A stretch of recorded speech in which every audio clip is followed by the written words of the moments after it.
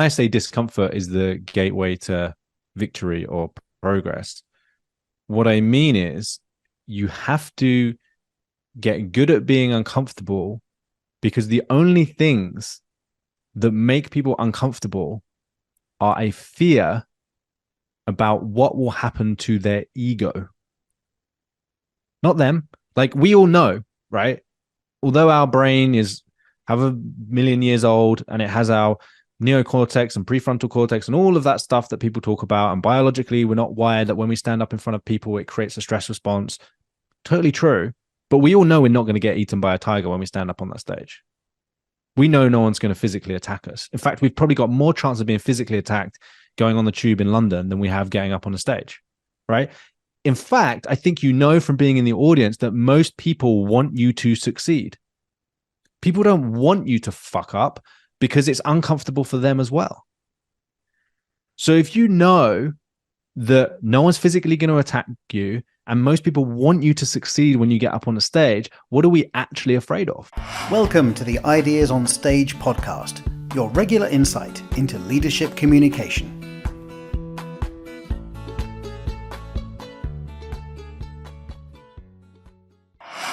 Hey Matt, welcome back. Welcome back to the show. Thanks for having me again. Where are you at the moment? Are you in the UK? Yeah, in the UK now, back to, unfortunately, not very sunny England, but yeah, back in my kind of home base up in Leeds. Leeds, yeah. I was asking because I contacted you a couple of times in the last couple of years. Once, maybe it was 2021, and you said, and I had a request for you, and you said, just wait a few months. I'm in the Canary Islands at the moment. And then I think last year, or maybe a few months ago, I contacted you or your team again, and they said, "Oh, wait a few months because Matt is in New Zealand at the moment." So, what are you up to? Yeah, I mean, I just don't really like the weather in the UK. So I'm usually away for about probably 6 or 8 months of the year. And then I like coming back and seeing friends and family. And the idea is that at least you might get a few days of sunshine. But yeah, I can bear the UK when it's a little bit warmer. It's not raining as much. Unfortunately, it hasn't quite got there yet. It's still, it's like almost May, and it's still freezing cold. But yeah, I just, one of the things I love to do is travel. So I built my business on purpose. Like I decided like what I wanted my lifestyle to be like, and then I built a business around that. And so, pretty much everything that we do is fully remote. We do some in-person events 2 or 3 times a year, but everything else is fully remote. So I can kind of do that from anywhere in the world, time zone permitting. Love it, love it. Great approach. And Matt, so this is the second time you come on a podcast. In the first episode, we mainly talked about your tips around how to run an effective presentation or workshop for prospects, a sales presentation. Today, maybe it's a bit similar, but I'd like to focus more on your ideas and insights and tips on sales in general. And I'd like to start with what I've done, Matt, in preparation for this chat. I watched many of your videos, which, by the way, for our listeners, I recommend your Instagram page. It's great, fantastic videos, brief. I like both the content and your communication as well. And in one of the videos, you were talking about a common mistake you see, which is that a lot of people, whether we are aware of it or not, when it comes to, for example, having a sales conversation, we talk too much about ourselves and our services, whereas you say sales is not about you. I'd love for you to explore this concept. It's important to clarify what I mean when I say sales isn't about us. What I essentially mean is that I typically work with small agencies and people who have built a business from a particular skill. So it might be design, animation, photography, and they get to a certain point where they want to grow their business, but they're kind of stuck in it. And so what I'm talking about specifically in the context of sales is that clients aren't buying you, right? A lot of the people we work with, they're like award-winning creatives. They're top 10% of their industry. And they've kind of come into this with the belief that the reason clients are working with them is because of who they are as a person. And so when we start to get into communication strategies and sales strategies, one of the things that happens for a lot of people is they have a lot of internal resistance, and it brings up a lot of their kind of stuff, for a want of a better word. And the reason that happens is because they're making the sale about them. And what I mean by that is, an example is like, oh, am I good enough to charge this much money? What will people think of me? And all of these kind of beliefs and questions and insecurities that come up. And really, it's not about any of that stuff, because the clients aren't really buying that. They're not buying you. They're not buying whether you're good enough for this. What they're essentially buying is an outcome. They want something specific. So if we take the focus off of ourselves in that conversation and we don't make it about us, then the whole thing becomes so much easier, because we get to focus on the client and what they want. And not only is that better for ourselves in that conversation, it's also better for the client, because really, like, if you've ever bought anything, you don't really care about the person that you're buying it from. What you want to know is, do I trust them enough to deliver this end result? Do I like them? Are they personable? Can I see myself working with them over the next 3, 6, 12 months, however long it is? But really what I care about is, am I going to get the thing that I think I'm buying? And it's never the person. Yeah. Yeah. And Matt, you also mentioned a word, insecurities. Sometimes we've got insecurities, which is also connected to something we hear over and over again, which is imposter syndrome. Now, I'm curious, is there something that so insecurities, imposter syndrome, like, who am I to do this or to talk about this? Is there something that you had or you felt in the past? Or it doesn't have to be you, maybe is there something that you see with your clients as well? And if so, do you have any advice and any tips on how to deal with it, how to overcome it? Yeah, absolutely. Interestingly enough, we just ran a whole pretty much 2-day event with our clients around pretty much this topic. And we actually invited a speaker in called Tara Halliday, who is kind of an imposter syndrome expert. And it was really interesting to get her view on it. But for me personally, yeah, I've been through this journey for the last 6 years. When I decided to close my marketing agency and start coaching and being a business coach, imposter syndrome came up, right? Who am I to be a business coach? Like, I've never built like a multiple 7-figure agency and had 4 exits and have all of these things like that people put on their bio. So who am I to do this? And, I was really lucky to have some incredible mentors, some of whom and share, people like Daniel Priestley, his dad, Andrew Priestley, Robin Waite, people in that kind of Dent circle. But I also worked with other coaches who helped me to be a better coach. And I remember one of these conversations I was having with my coach at the time, and I basically brought up this question that you just asked me. And he said, look, realistically, you need to increase your prices. Like, if you're going to make this work as a business, you run out of hours. My diary was like fully booked with clients. I was exhausted. I was getting to the end of a day and just kind of wanting to go to bed. And he was like, this is not sustainable as a coach, right? You're not going to be serving those clients. The ones that you have at 6 p.m. aren't getting the same value as the ones that you have at 9 a.m. So you need to have less clients and charge more money. And so a lot of resistance came up for me around that. And it's kind of, imposter syndrome, basically. Like, who am I to charge double or triple this? What about if I don't get the result for people? Yada, yada, yada. And he said something to me which really kind of broke my thinking pattern. And he said, why would you be that selfish? And I was like, what? He said, why would you be that selfish? And I just my brain couldn't get around the question that he was asking. And so it took me a while, but what I realized is that, I was basically making this whole thing about me and whether I was worthy enough to charge this money and whether I should do this and yada, yada, yada. But my clients ultimately weren't getting the service that they deserved. And the only way to give them the service they deserved was to charge more money. So it was nothing to do with my personal belief about my self-worth or whether I was good enough or anything like that. All of the time that I was making it about myself, I was essentially robbing my clients of a potential result. I was projecting my own stuff onto them. And he made me realize that that was actually quite selfish. And so then when I got that into my psyche, like, oh yeah, every time I'm worrying about me and am I good enough and what will people think and blah, blah, blah, blah, comes back to your first point, right? I'm making it about myself, which is then failure to actually serve the people that I want to serve. Because you can't be focused on yourself and someone else at the same time. It's impossible, right?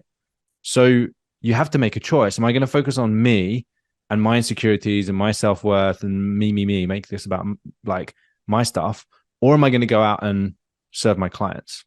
Yeah. And what I realized was like a really cool thing, which is when I went and did that and I raised my prices, not only did people keep paying me, but they showed up to those calls in a totally different way. When they were paying 2 or 3 times the amount, they started showing up on time.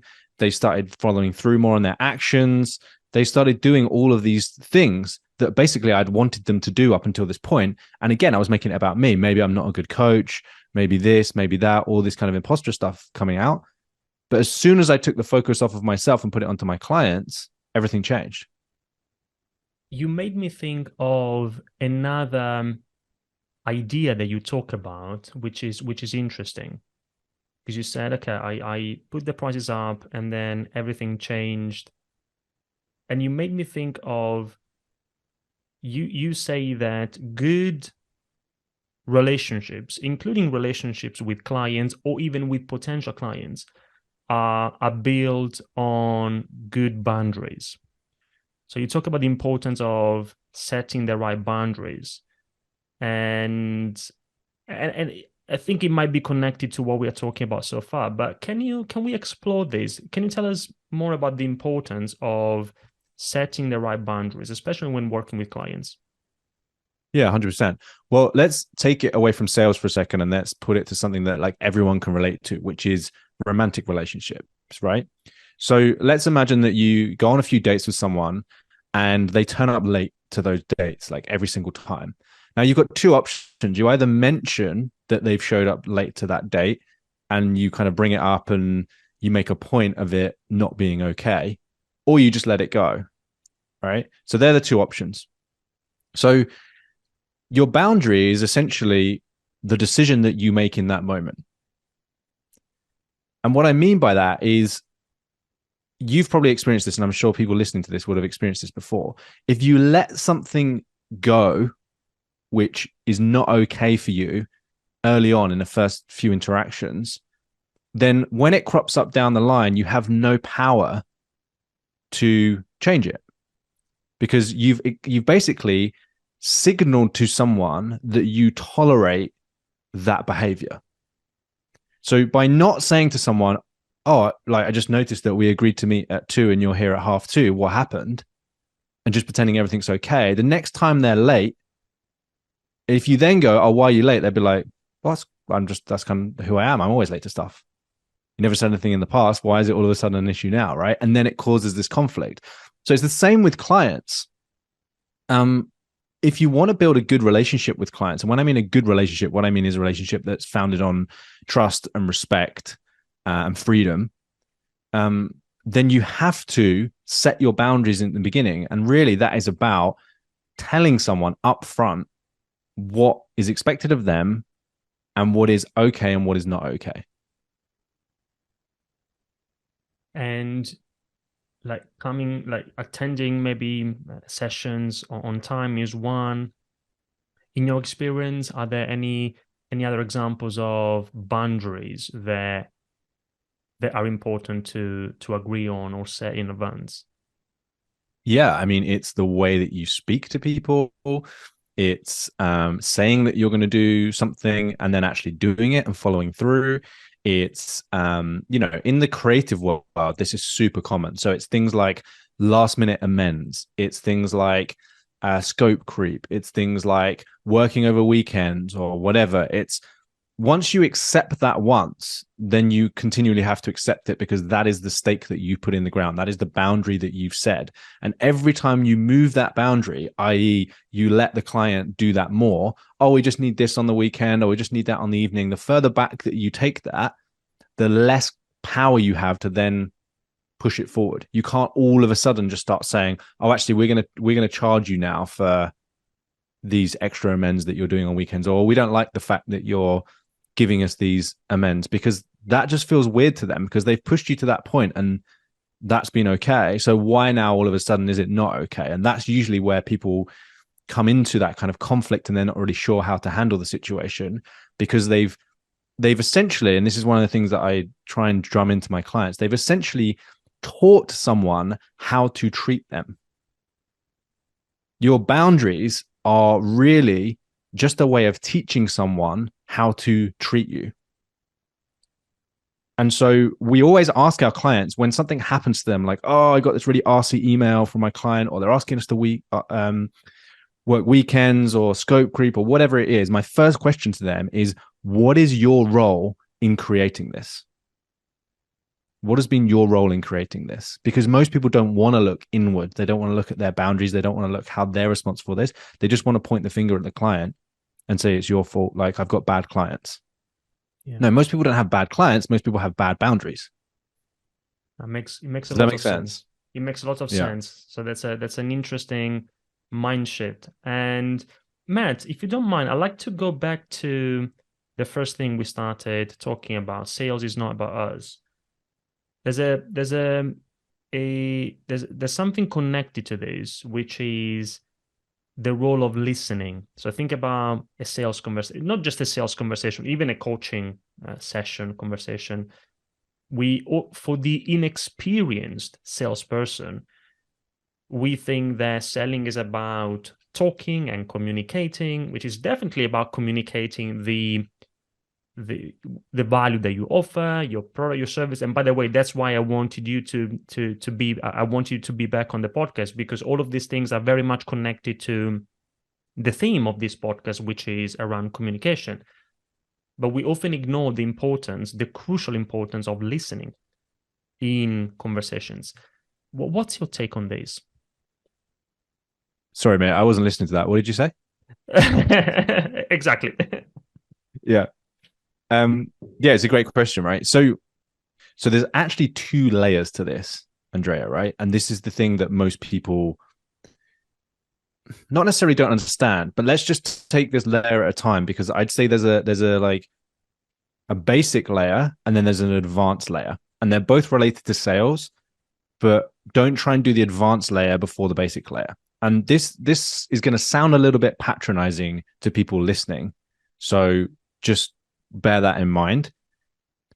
But the truth is that most people just don't listen.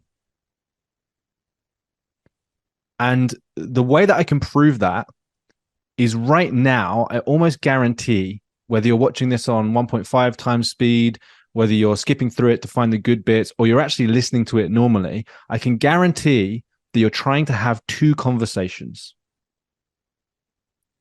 You're trying to have two conversations. Do you know what I mean by that? Tell me more. So right now, as I'm talking, have any thoughts come into your head? Yeah. Okay, cool. So if thoughts have come into your head, have you started a dialogue with those thoughts? Okay, get it. So what we try and do is we try and have two conversations, a conversation in our head about what we're going to say next. Is this person liking me? Is this interview going well? Like, et cetera, et cetera. And we're having that dialogue whilst also trying to have a dialogue with the person in front of us.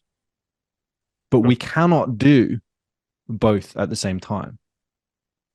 You can only ever truly be listening if you are having one conversation. So you're either listening to the voice in your head and you're not listening to what that person is saying, or you're listening to what that person is saying and not listening to the voice in your head. And that's layer one.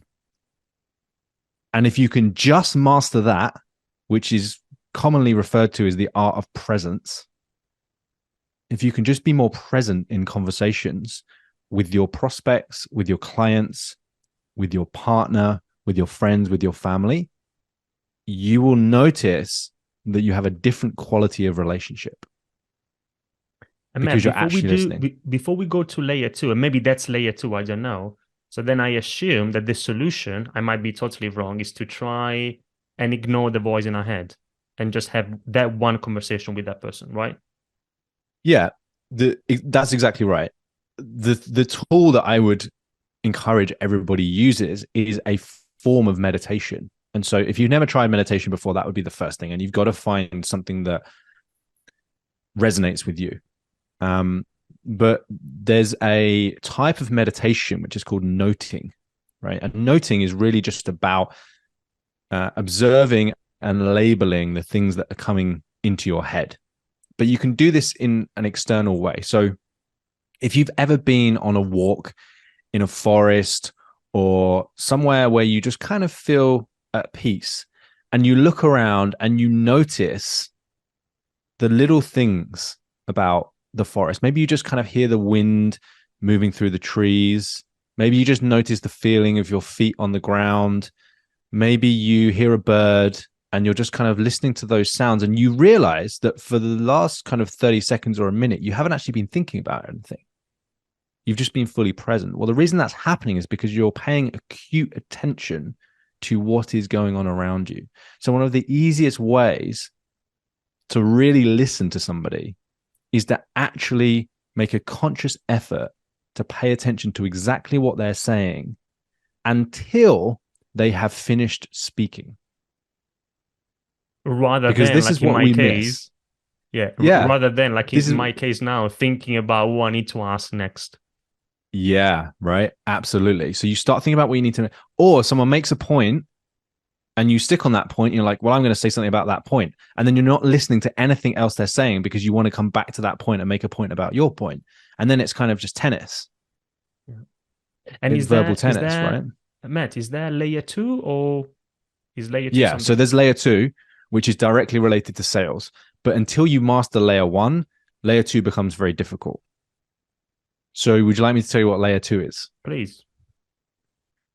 So look, here's just like the headline of it. Most people will lose a sale simply because they don't know what to listen for.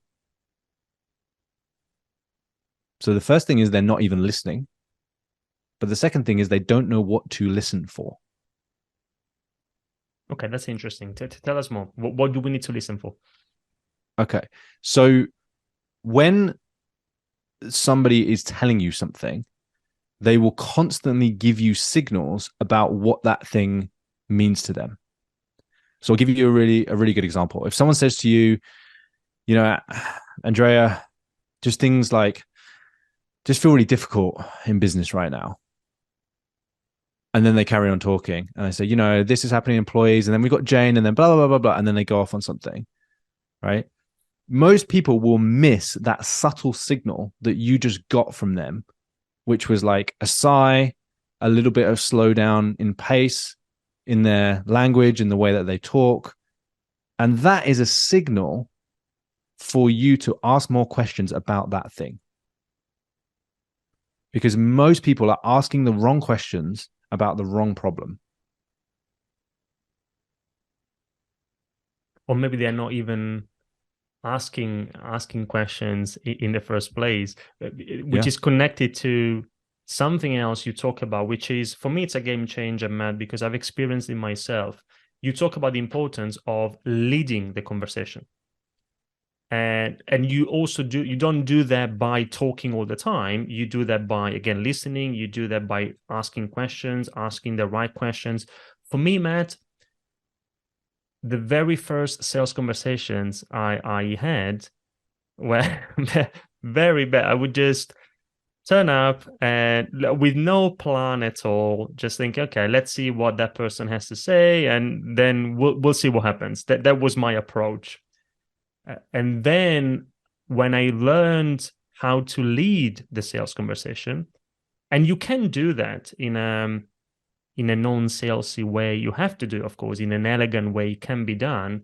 That for me was a game changer. Can you tell us more about this? Like, from your perspective, the idea of leading the conversation rather than the other person or the conversation leading it for you, the other person leading it for you.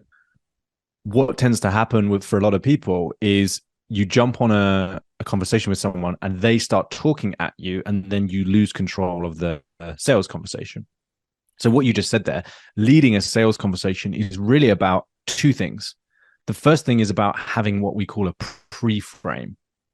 And a pre-frame is simply letting that person know how this conversation is going to go. And it sounds really simple, right? But most people miss this. So when I jump on, I'll give you a really tangible example. When I jump on a call with you, let's say you've come to me and you're like, Matt, I know you work with creative agencies. I really want to get some help. I'll be like, cool. Well, Andrea, here's what's going to happen, right? We'll jump on a really quick 15-minute call. I'll ask you 3 questions. And at the end of that call, I'll see if there's anything I can do to help. If there is, then I'll tell you about a next step. If there's not, then hopefully I'll be able to refer you to someone, or at least give you a few tips about what you need to do next. Does that sound good? Yeah.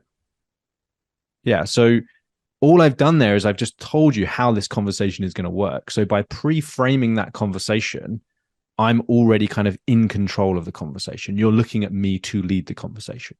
So that's the first thing. The second thing is you just need a structure.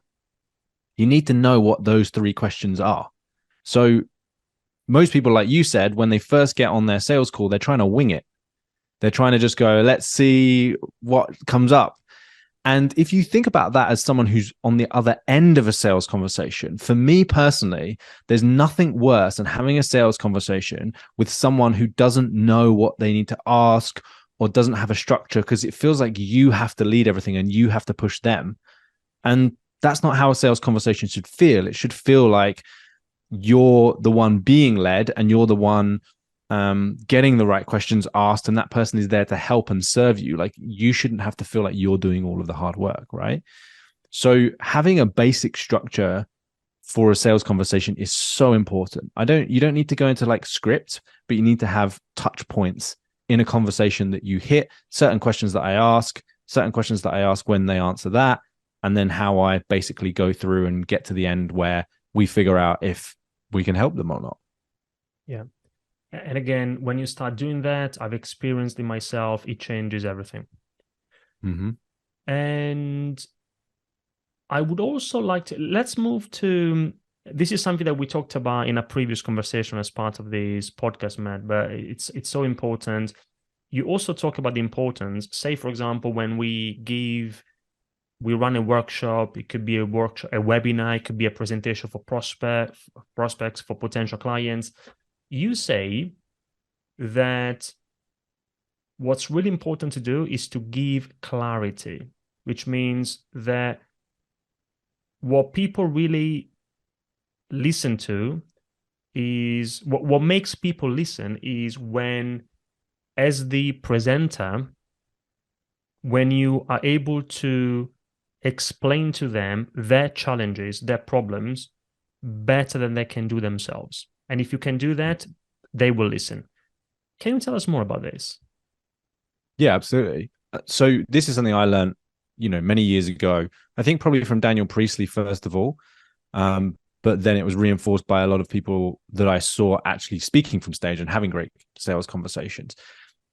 I think the thing that we just need to put in as a bit of a caveat to this conversation is this is only really applicable to what I would class as high ticket sales, right? It's only really applicable to something that you're selling of significant value, which basically means a considered purchase. So something that you don't just go and buy, it's not a $49 webinar. It's not a £250 course. You can sell those things with good marketing, right? The best marketers in the world can sell high ticket things with good marketing. But for most of us, we have to do sales. And the concept that we're talking about here is clarity creates confidence. Right. So if somebody can show you something that you hadn't seen before, you will consciously or unconsciously credit them with being the expert and being able to help you with that thing. When someone just presents a solution to the problem that you have, That's very transactional. It's very surface level. Oh, we need a new website. Cool. It happens that we do websites. What colors do you need? It's very transactional. And therefore, what we get into is we get into the kind of time, price, and quality trap where we're just transacting. And there's no real depth to that relationship. And there's no real way as a service provider that you can fully communicate the value that you have to offer because you're trading, a commodity for money. That's just a transactional thing. When you tap into your deep expertise, when you tap into the thing that you're really good at, which isn't actually building websites or designing logos or creating brand strategies for people, what it actually is solving problems. What you're really doing is you're solving someone's problem. Then we take the sales conversation to a whole new level. Because if you can focus your presentation, it actually doesn't matter whether you're presenting to one-to-many or one-to-one. The concept is still exactly the same. The concept is that your job on that presentation or that sales call is to uncover an unseen problem. Uncover an unseen problem. And so when you're presenting one-to-many, that's slightly more difficult because you have to know what those problems are. And you have to then basically present something which takes lots of people through that simultaneously.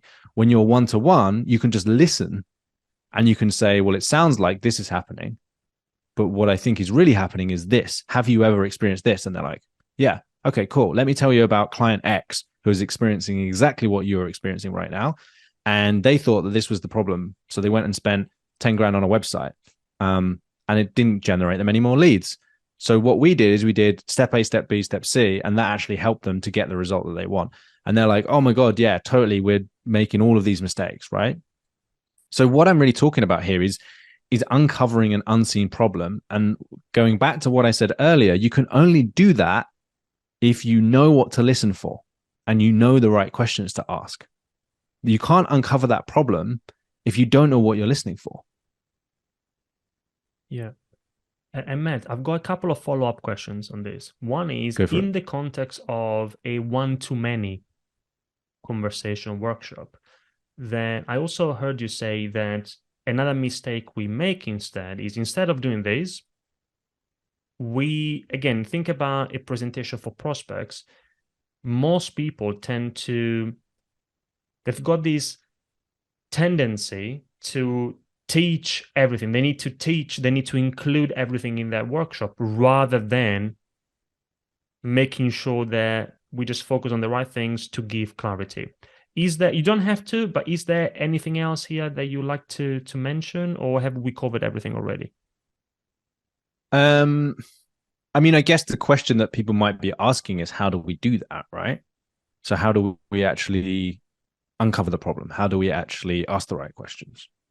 Yep.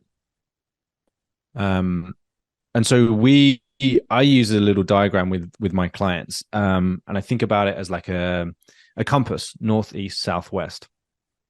And we always start at north and we always go clockwise.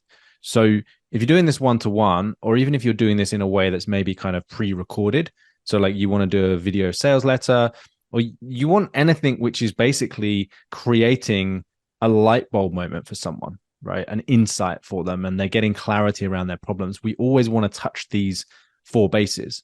So at the North Star is always their symptoms, the things that they're currently experiencing.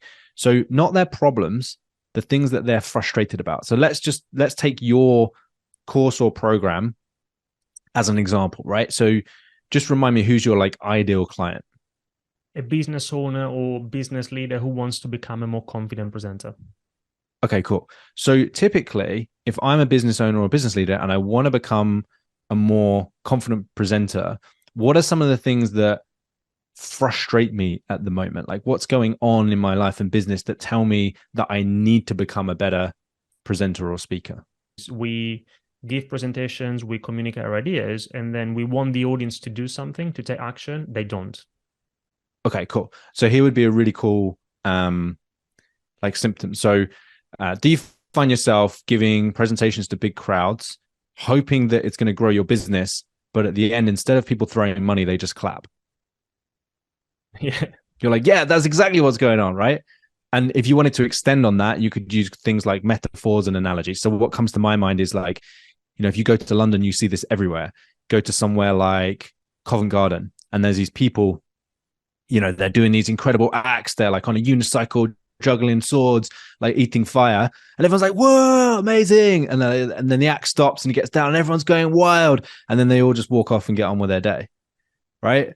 And he's like, like, don't just clap, throw money, So like, if that's how you feel right now, you're the performer out there, and you feel like you're giving everything and you're doing your best and people are going wild, but there's no more money in your bank account, then this presentation, this thing is for you, right? So that would be North Star. It's always about the symptom. And that's really about relationship building. It's really about me as a prospect feeling like you really understand me. You really get me. Because there's a big difference, right? Between, don't you want to make your presentations better? It's like, oh yeah, cool. Like we all want to do that. Versus, is this how you're feeling right now? It's like, yeah, that's totally me. So just to quickly use a different metaphor, it's a little bit like you experiencing headaches and thinking, I don't know why I have these headaches, right? And then you walk past an advert for Specsavers. You're probably not gonna look at it, right? Because it's like, why would I look at that? That's an advert for glasses. I don't wear glasses. But if you walked past an advert that said, are you experiencing headaches all the time and not sure why?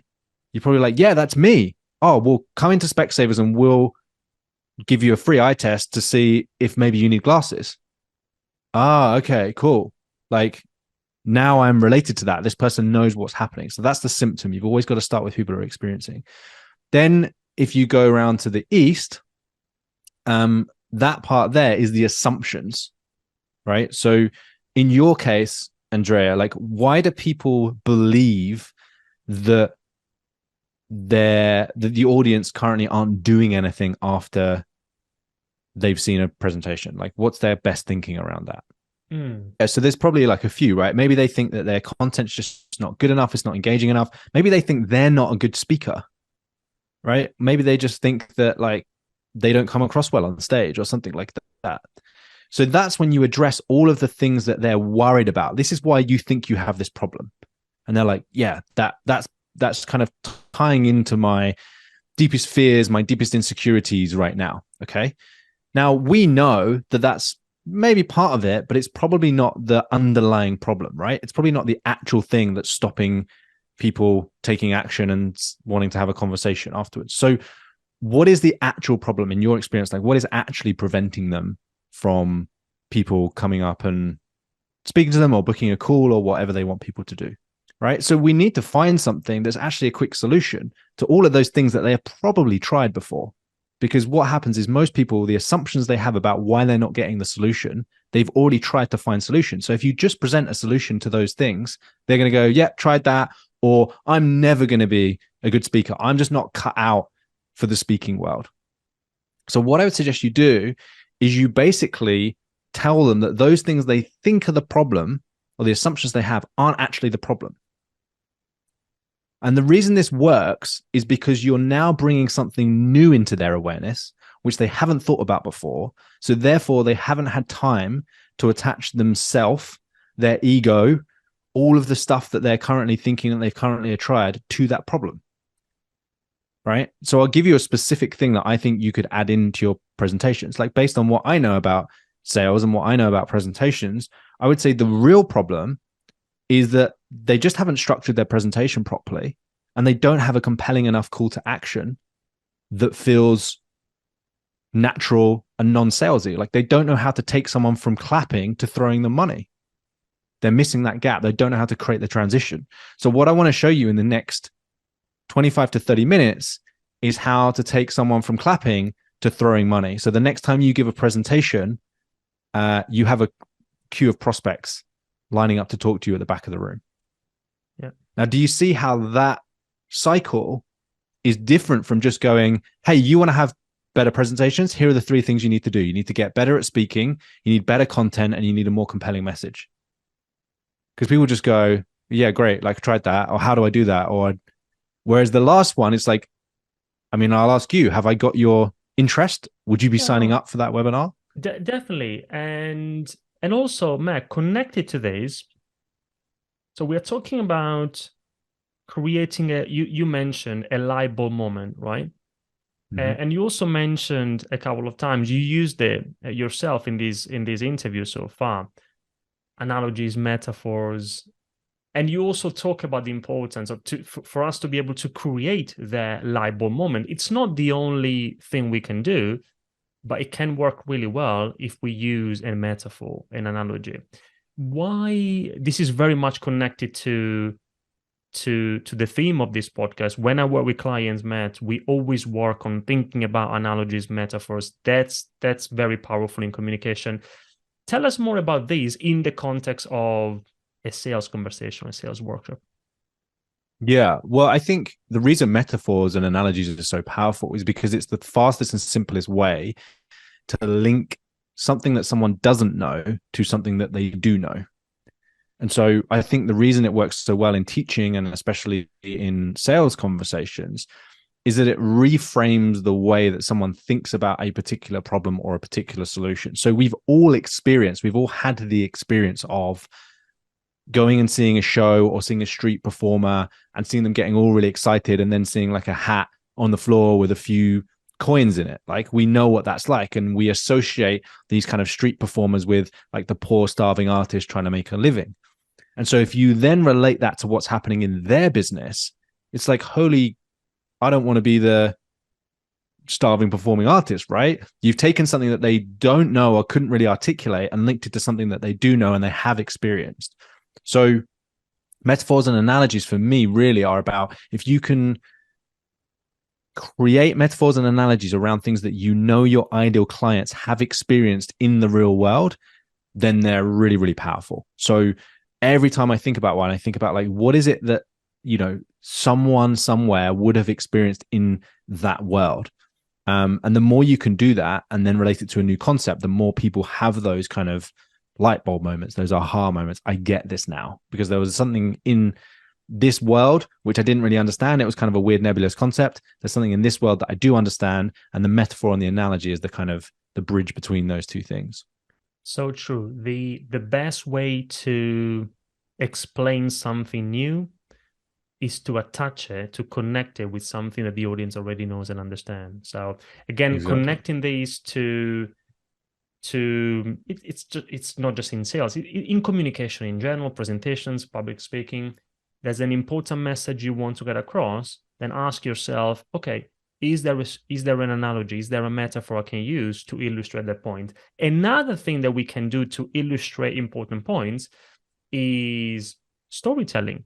Like, we can do that with stories. And I think it was one of the recent videos that you published on Instagram, Matt, where you talk about the importance of using your personal story to connect with your clients. Recently, as you may know, I've interviewed again for the second time Mark Leroust, that you know really well, with his new book, Glow in the Dark, which is really about sharing your personal story. I'd love to hear your thoughts here on the importance of using and sharing your personal story to connect with your ideal clients. Yeah, I mean, you know, obviously, as you said, that's kind of like Mark's zone of genius, and you've got a whole episode on it. So I guess, take part of that and relate it specifically to sales, as that's what we're talking about. You know, for me, going back to the metaphor, a metaphor is really just a short story, right? It's a very short story around something that somebody understands. The other thing that I do think is very powerful in sales is when you share your personal story in relation to someone's challenges, because it does a few things. Number one, it tells that person that you're human, right? And that you've actually experienced this before. And number two, it means that you feel relatable. Like, oh, I understand that person's been through something. So I'll give you a specific example. Often people, when they're thinking about working with us and we have that conversation and we talk about levels of investment of time, money, and energy, it feels pretty scary for them, right? Because they're already busy, they're already doing a lot, and they essentially have this belief that in order to get their business to the next level, they just have to do more of that stuff. They have to invest more time, more energy, more money, and that just feels very overwhelming. And so often I will share with them a story about when I was really close to burnout And I had no choice. I was going through a period in my life where I was like super anxious. I was burnt out and basically had like this massive panic attack, and everything like fell to pieces in my business at the time. And instead of like trying to rush around and pick it up, I just let it all go. And I just said, I'm not going to do this. I'm not going to work these hours. I'm not going to do this stuff. And what really surprised me was that the weeks and months that followed, things started to get exponentially better. So the less time I put into things, the less energy I put into things, the more I started to get out of it. And so I'll often tell that story to help people realize that it's not just about putting more time, money, and energy in. The other thing I'll do is I'll also use metaphors. So I'll say, you know, like imagine you're in a hot air balloon and you're going along and you're kind of at a level and you're trying to get higher and you're pulling the cord and you're putting more gas and fire into the hot air balloon, but it just doesn't seem to be going any higher. Like eventually you're just going to run out of fuel, right? So what's the only way that you can make the hot air balloon go higher? You have to drop some sandbags or some stuff, right? And then you will start to go higher. You can't just pull the cord and you're already doing that at maximum. So a lot of the people that we work with are already at full capacity. And so when we say you have to come to these calls and you have to do these things, they're like, I don't have any capacity for that. It's like, well, you don't think you do because you think the answer is to put more fuel into the balloon, whereas actually the answer is to let things go. And once you see that when you stop working as much, when you let things go, when you start saying no to stuff, the balloon will start to rise. And people are like, yeah. Right. So in sales. Oh, sorry, you go ahead, Matt. And then I was just going to say in sales, like it's so important because sometimes you just can't get over the story that someone tells themselves, which is basically another way of saying like a compounding number of beliefs that they have about I need to work harder, I need to do more, blah, blah, blah, blah. Like nothing that you say or do will help them shift that until you bring in another story. Like the only way to shift someone's story often is to create a new story. So that's why stories and metaphors and analogies are so powerful when it comes to sales. No, with just facts and figures. On the weekend, Matt, I was rereading for the second time an amazing book, Influence by Robert Cialdini, and he was talking about in one of the chapters exactly this thing. And just a couple of follow-up thoughts here. So on stories, what happens is that our brain is hardwired to listen to stories, to remember them, to enjoy them. So when you tell me your story, as you've done, I was listening to you, and people in the audience, again, very much connected to public speaking, communication in general, in sales conversations, people will remember their story and what that means, the message connected to it. And when it comes to analogies and metaphors, like the air balloon one, what happens is what we think is, okay, if this is true, like if the analogy is true, and it is true, it is true that if we drop some weight, then we go up. If that is true, then it must also be true what Matt is telling me about what I need to do in my business. And that's the connection we make subconsciously. That's also why it's so powerful. Yeah. And also think about the image in your mind. Like, how does a balloon rising make you feel? Yeah. Like if I actually say to you, if you imagine right now, you're super stressed in your business, you got loads going on, you feel like you're putting everything into it, but nothing's moving. And then I create the image for you of letting go and rising. How does that make you feel? No, yeah, great. It feels great. It feels if I feel that there's something heavy on me, then that's the feeling is that you are creating an opposite feeling. Yeah. Exactly right. So it feels light, it feels easy. So I'm linking taking a step with us to light and easy and going up, rather than what they currently associate it with is heavy, more work, harder.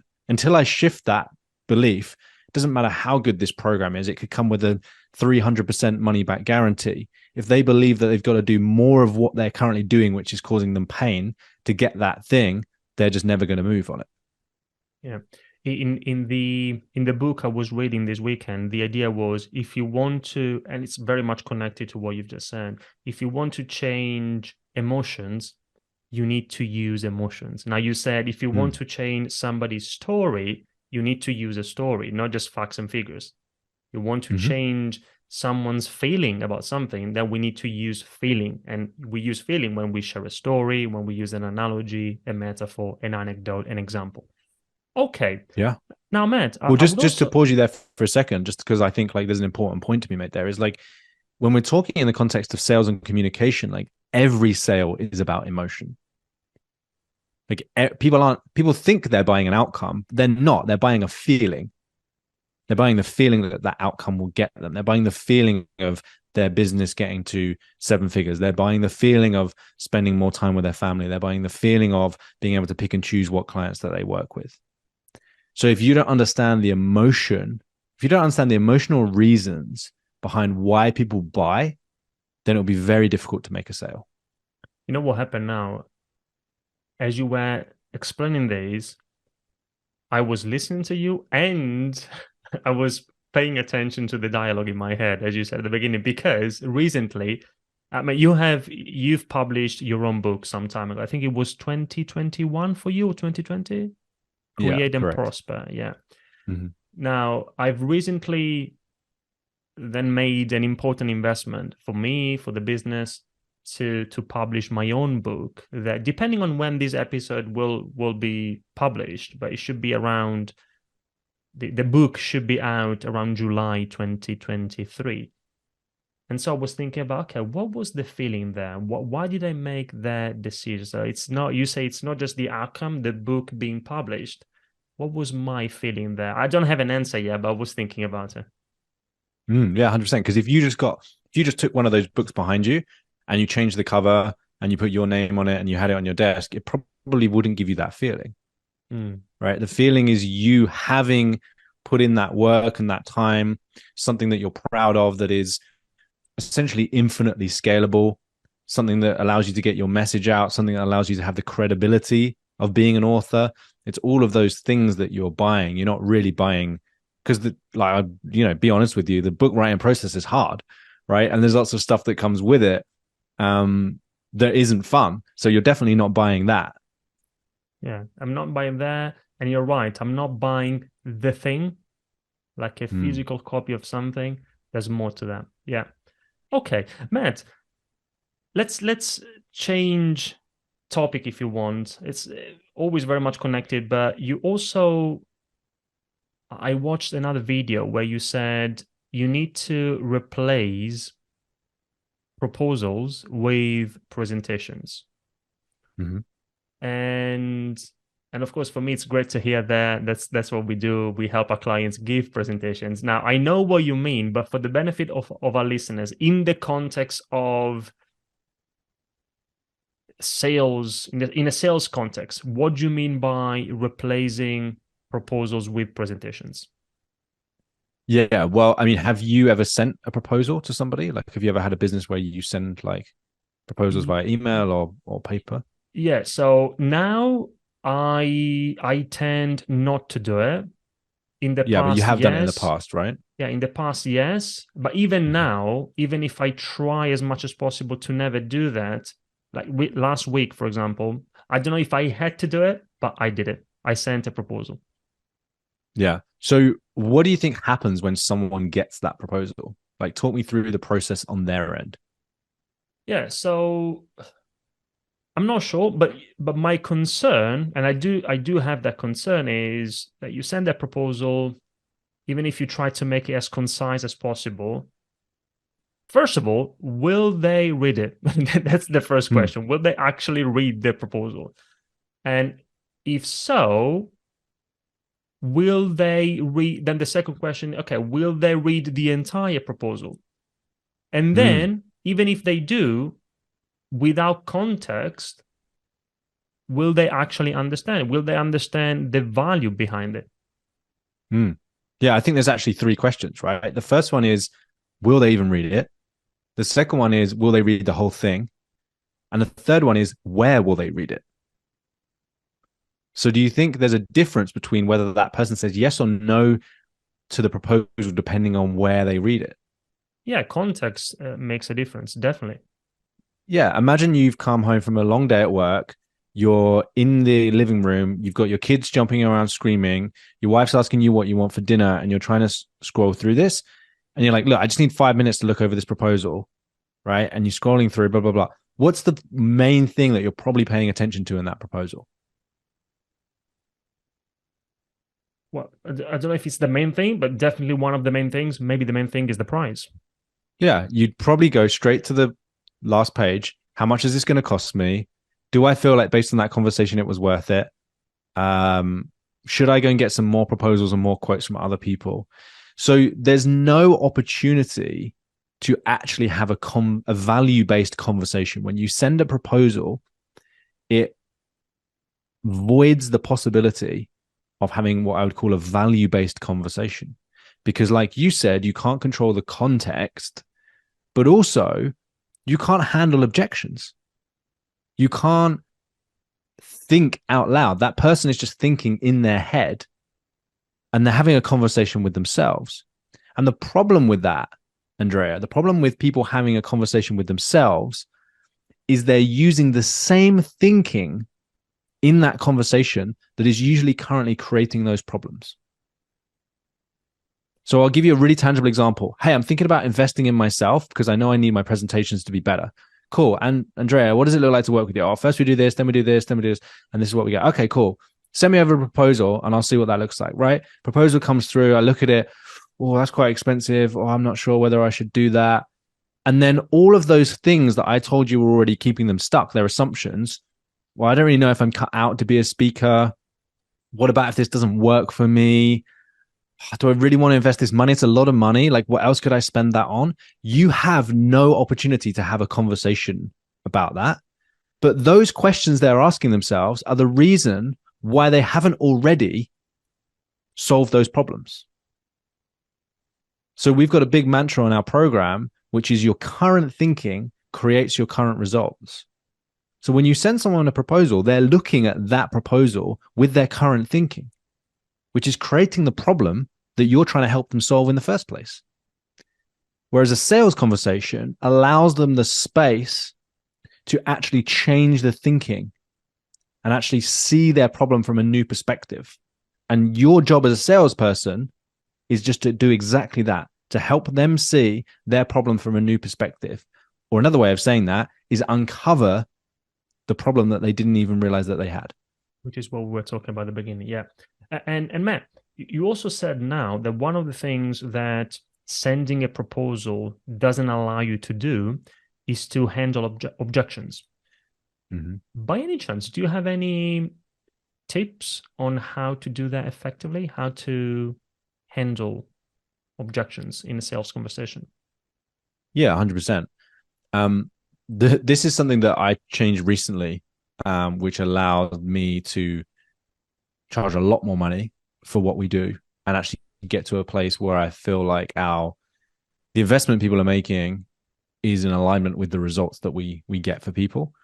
And it was basically the concept that I just shared with you. So what I was taught up until that point was have a list of objections that people usually give you.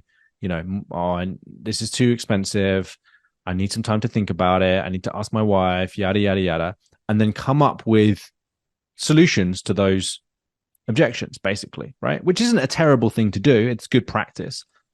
And the kind of basic level I was taught was when they say the objection, say, I understand that you feel like that.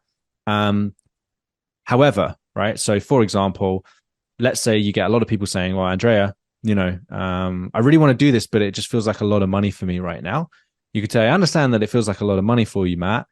But I'm just curious, what are you comparing that to? A lot of money in compared to what? And you help them shift their perspective and go back to the value, et cetera, et cetera. So that's kind of like what I would say would be like grade 1 objection handling, right?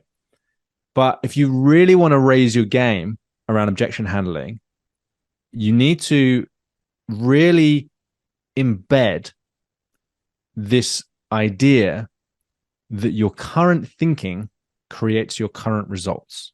And so I'll tell you how this relates to objections. We had a client come to us the other day, a potential client, sorry, a prospective client. And they basically said, look, I'm stuck in my business. if I go and take a holiday, the whole thing breaks. I know I need to get myself out of this, but I just don't know how. Like, it seems like the harder I work, the more this happens. And so we went through a sales conversation, and what we identified was they're just simply not charging enough money, right?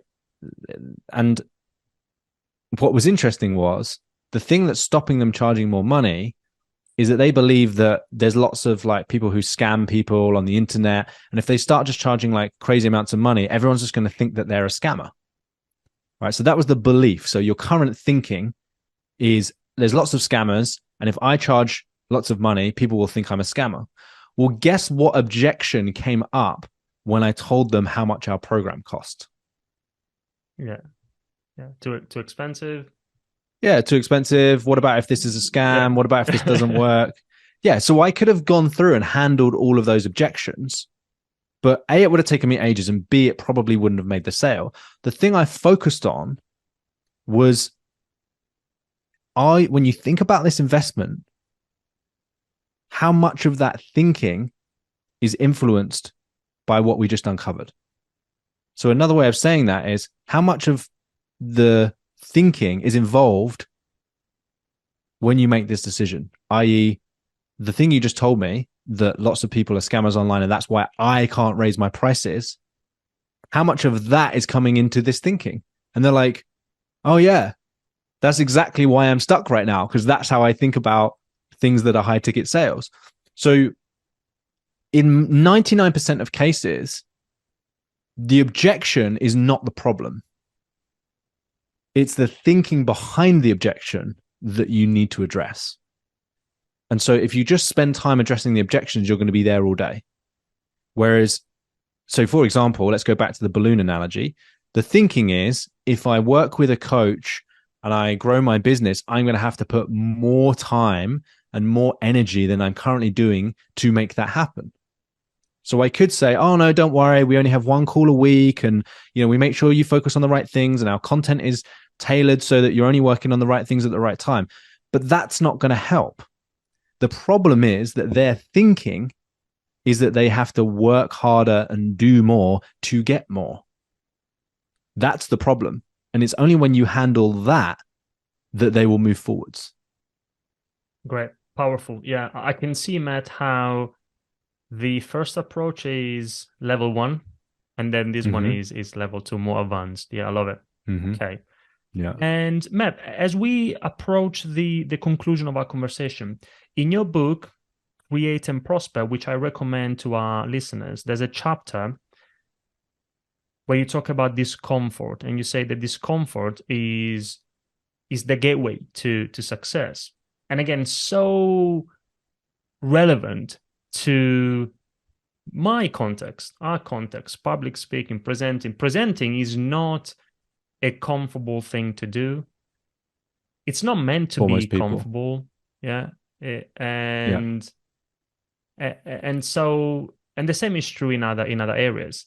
So can you tell us more about your take on this, the fact that discomfort is the gateway to success? When I say discomfort is the gateway to victory or progress, what I mean is you have to get good at being uncomfortable, because the only things that make people uncomfortable are a fear about what will happen to their ego. Not them. Like, we all know, right? Although our brain is however million years old, and it has our neocortex and prefrontal cortex and all of that stuff that people talk about, and biologically we're not wired that when we stand up in front of people it creates a stress response. Totally true. But we all know we're not going to get eaten by a tiger when we stand up on that stage. We know no one's going to physically attack us. In fact, we've probably got more chance of being physically attacked going on the tube in London than we have getting up on the stage, right? In fact, I think from being in the audience that most people want you to succeed. People don't want you to fuck up because it's uncomfortable for them as well. So if you know that no one's physically going to attack you, and most people want you to succeed when you get up on the stage, what are we actually afraid of? We're thinking that we don't know what we're talking about. We're afraid of looking stupid. We're afraid of forgetting our words. We're afraid of list goes on. Well, all of those things are directly related to our ego. Yeah.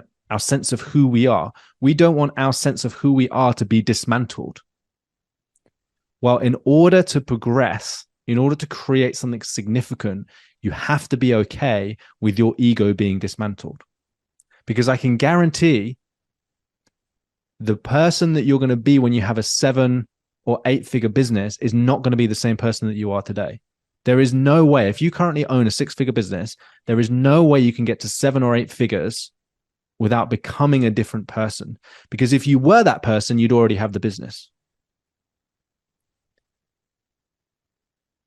Yeah. So we have to become okay with basically dismantling our ego. That's what's uncomfortable about this whole process. What's uncomfortable about raising your rates is that you have to be okay with maybe people thinking you're scammy. You have to be okay with maybe forgetting what you say on stage. You have to be okay with a bunch of people not liking you. Yep. It's uncomfortable, right?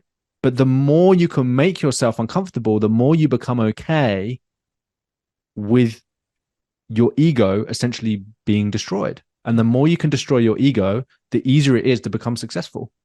And that's a great angle, and I love it. I agree with you 100%. And that's why I said in my question, the goal should not be to not feel discomfort.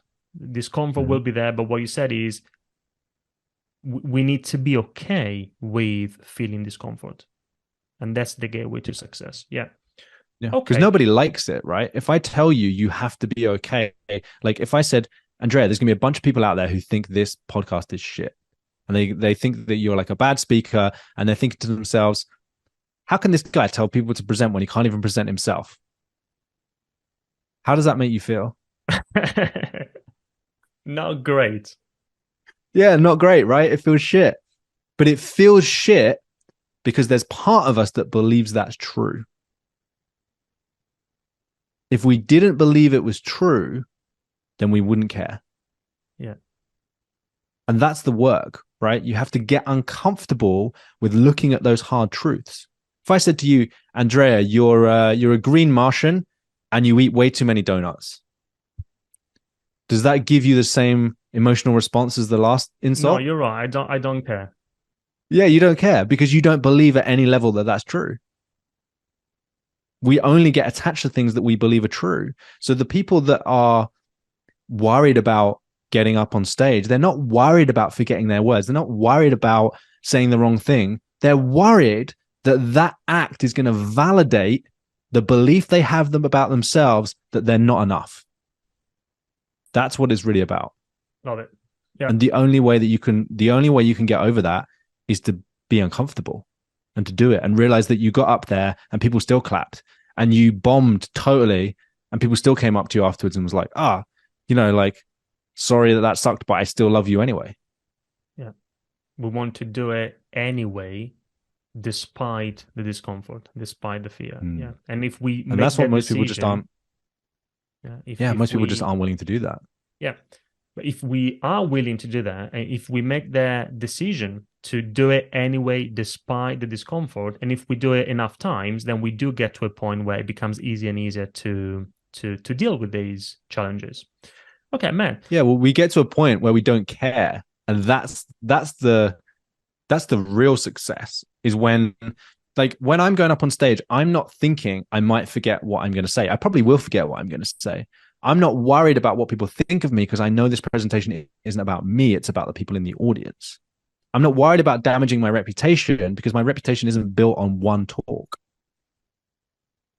So I've got to those places because I've made peace with people thinking I'm an idiot. I've made peace with the part of me that worries that I'm not enough. I've made peace with looking like a fool in public. Like I'm okay with that. And it's only when you become okay with that that you can actually get up and present or do whatever it is that you're doing, having a sales conversation, communicating with people in an authentic way that is focused on them and not you.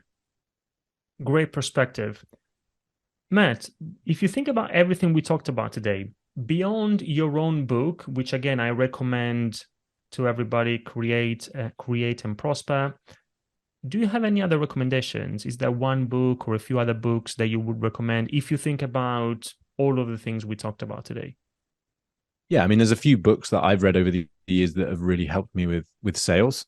One of them is Spin Selling by Neil Rackham, SPIN, and then selling, Spin Selling.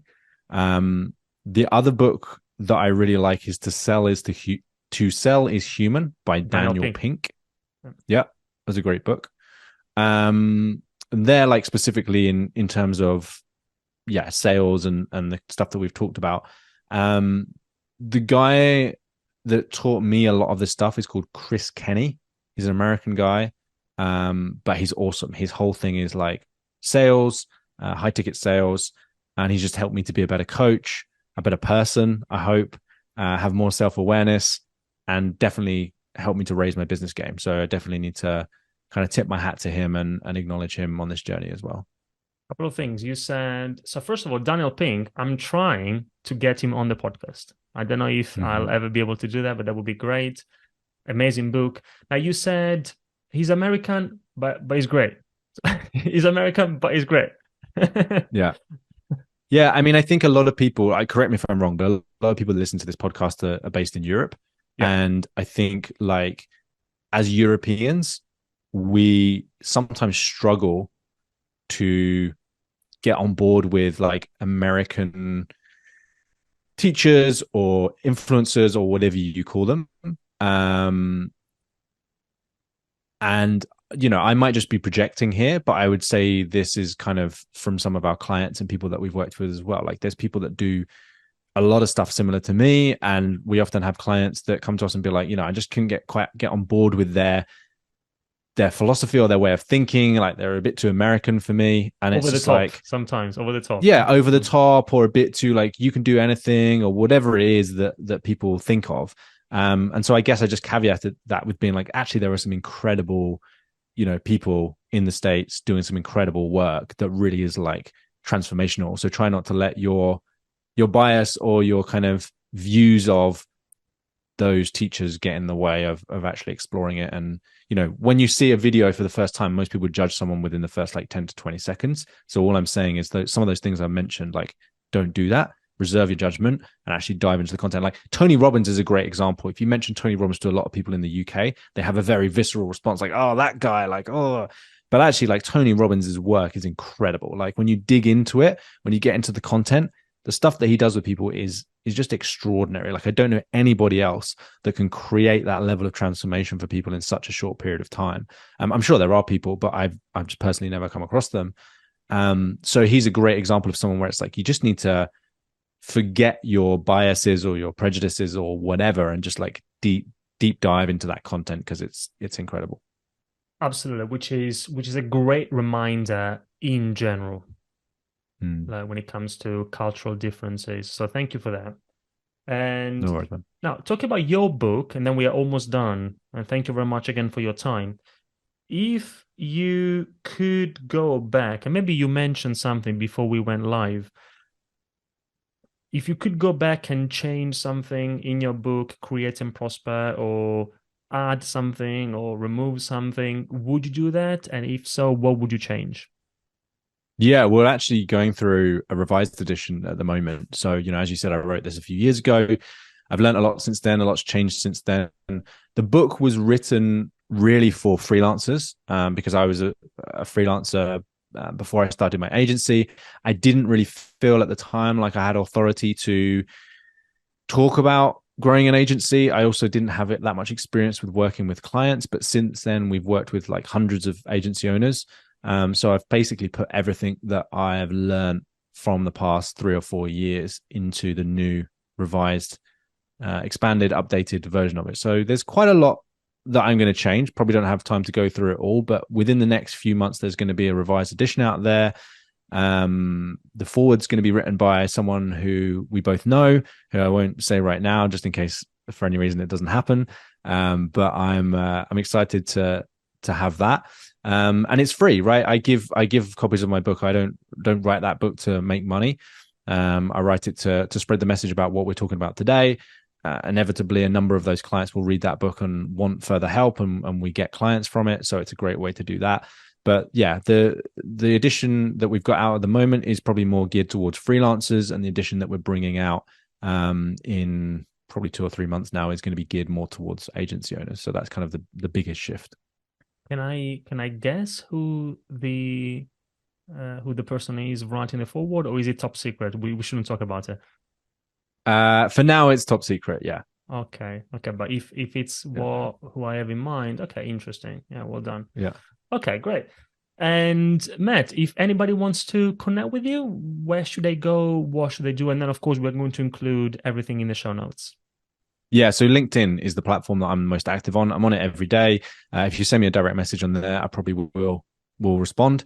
And I post content on there a few times a week. And yeah, I just love that platform. So that's the best place to connect with me. Fantastic. And if you think about everything we talked about today, let's say, Matt, that somebody watches this, listens to this episode, and then they enjoy it, but then you know what? After a while, they forget everything. It could be that that's what happens. Let's say that they remember just one thing, and if they remember that thing, then you will be happy. What's that thing? What should they remember? Your current thinking creates your current results.